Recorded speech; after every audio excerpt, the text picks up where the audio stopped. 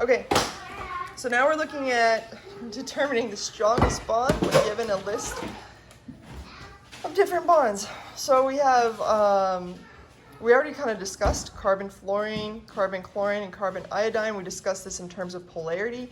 If things have a similar polarity, you're not really sure exactly what to look for, that's when you're going to look for size, which happens to actually still have the same trend, if you remember on the periodic table, where if this is our periodic table going up and to the right, this is going to be things that are going to be smaller. So if we look at carbon fluorine, which is right here, in fact, I guess I have a full periodic table we can show you. Carbon fluorine, carbon chlorine, and carbon iodine. Carbon fluorine, is going to be the thing that's the smallest. And so essentially we're like this. Carbon's the same in all cases. And so the bond length between them, between the centers of each one, is getting bigger as the size of the radius gets bigger. And because these ones are really small, and these are really small and really close to each other, these are going to be stronger because they have, again, a smaller distance between them. And that same concept actually applies for ionic compounds too. Okay, now let's look at this. If you remember, we talked about two people holding a hand, and you playing Red Rover and running between them, versus two people, this person doesn't have any legs between, versus two people holding two hands. That makes them a little bit stronger in Red Rover. Versus two people TikTok dancing, holding two hands and crossing one random leg. Actually looks wholly unstable. I would put my bets on them, but you hopefully get the point that the strength of a triple bond is the highest. Let's talk about, real quick, strength and energy.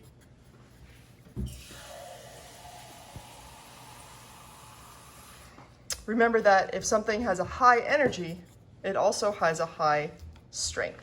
And so, and it's vice versa. In other words, it takes a lot of energy to break that bond. So this one would have the higher bond energy, and I probably should have written that up here too. So you get used to that terminology. Bond energy and bond strength are interchangeable, and it takes a lot more energy to break this bond. Okay, now let's look at these down here. We have sodium chloride and magnesium chloride. So for ionic compounds, again, the idea about size applies, but when you look at sodium and magnesium, they're both very close in size. They're right next to each other. So we're not looking at size here. What actually ends up ruling out more is charge, if you remember. So if this has, this is a positive 1, and this is negative 1, and this is a positive 2, and these are two negative ones. So the overall magnitude of charges, if you add up all the magnitude of the charges, sorry, I got like random nail polish on my fingers. My kids got a nail polish today. The overall magnitude of the charges ends up being greater with magnesium chloride. Well, if you have a really, that accounts for being a really strong magnet. If you have a really strong magnet, it's going to be harder to pull those two apart. So these are stronger. And for ionic compounds, we don't say bond energy, we say lattice energy. And so the lattice energy would be the highest for the magnesium chloride. In fact, magnesium chloride is very, very strong. All right, let's look at these two. Now we have sodium chloride and sodium iodide. Now we can look at the difference in size because chloride's right here and iodide's right here. Chloride's really small. So we've got something that's a little small and something that's bigger. Each of them have sodium. So which one's going to have the highest bond energy, in other words, or highest lattice energy, and which one's going to be the strongest? That's going to be this one. It's harder to pull it apart because it's smaller. So stronger, highest lattice energy. So make sure you understand those terms. Okay, moving on. Which Lewis structure observes the largest or smallest bond angle? Okay, let's look at each of these. A CH4, carbon with 4 hydrogens. Nitrogen with 3 hydrogens. Nitrogen always has to follow the octet rule, so it should be pretty straightforward. It'd be this, that's ammonia, and then water. Now, you might have drawn water like this. And you wouldn't be wrong, but we'd have to keep in mind the fact that Lewis structures only represent how bonds go. They don't represent the actual structure. So let's look at each of these again. Let's look at them in terms of the electron geometry. Well, electron geometry, or electron shape, has to do with the number of electron groups. We have 1, 2, 3, 4 electron groups around this, and therefore this is tetrahedral. Let's look at this one. Hey, we got 1, 2, 3, 4 electron groups. This one's tetrahedral. Let's look at water. Hey, we got 1, 2, 3, 4 electron groups. This is also tetrahedral. Molecular geometry, though, that's where we only look at the atoms and how they're arranged, and the molecular geometry is going to be different. In this case, there's no lone pairs, so this is tetrahedral. In this case, there's one lone pair, and this would be trigonal pyramidal. And I've got some pens over here. I'll show you again what that kind of looks like. And then over here, we have two lone pairs. 1, 2. And so this is going to be bent according to the chart that we discussed. All right, let's actually throw this out there. Let's see what we can do. So true tetrahedral geometry kind of looks like this. It's kind of funky, but those electron groups are trying to get as far away from each other as possible. So if we take one of these, so let's say this is an atom, this is an atom, this is an atom, this is an atom. If we take one of those atoms away and replace it with a lone pair likes to push down.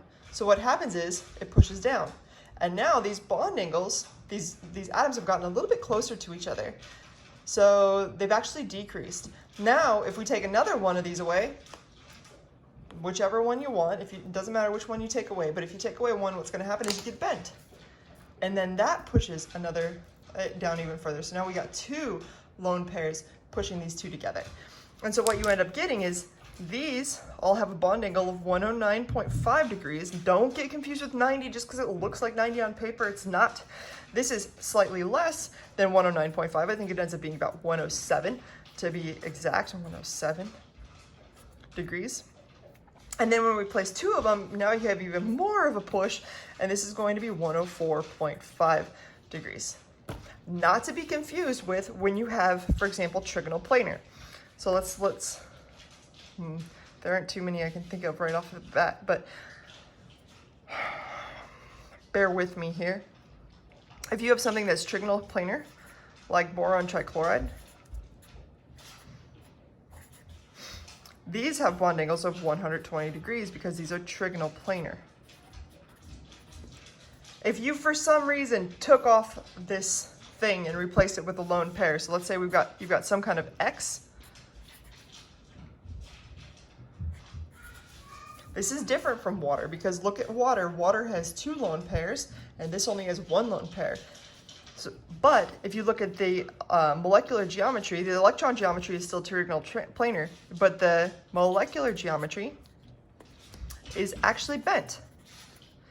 This and this are two different bends. This is tetrahedral bent. This is trigonal planar bent. So where we took off something here and replaced it with a lone pair, what happens when you take something off and replace it with a lone pair? It squeezes the atoms together. Here we were 120 before. So what happens if we replace it with a lone pair? You're going to be a little bit less than 120 degrees. Okay, number 18, we already did it. Identifying hybridization of a compound with multiple central atoms. So go back and look up the, we did a few different examples. So the C2H2F2 would be a good one of those examples. And last but not least, we get here. It says estimating, we need to know how to estimate the bond energy of a heteronuclear, that means different nuclear. In other words, two different atoms, you got some X and some Y bond, given the bond energy of two homonuclear. In other words, you got some X to some X and some Y to some Y.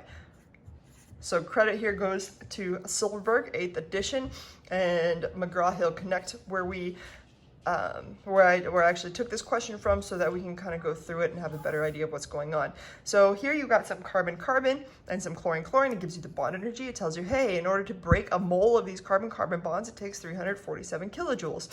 And same with chlorine-chlorine. In order to break a mole, it takes 243 kilojoules. And then you get here. So your natural reaction is to say, hey, it's probably, 339? Somewhere right in between these two things if you average them out.